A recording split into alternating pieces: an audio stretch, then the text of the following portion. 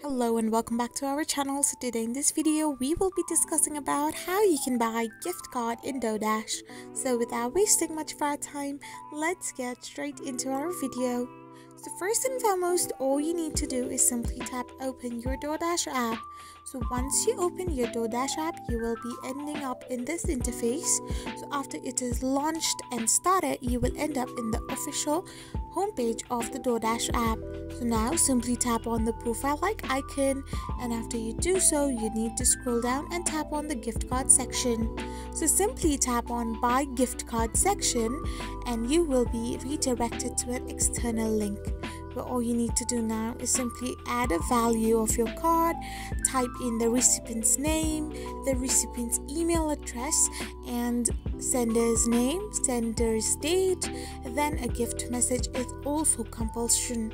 So after all the credentials are filled in, you need to now tap on the continue button as well. So after this is done, you have to now go and scroll down below once you're in this page. So now all you need to do is simply fill in all the necessary credentials and tap on place order. After this is done, you will be able to purchase or buy a gift card on DoorDash. I hope you found this video helpful, so don't forget to hit that subscribe button and to give us a thumbs up.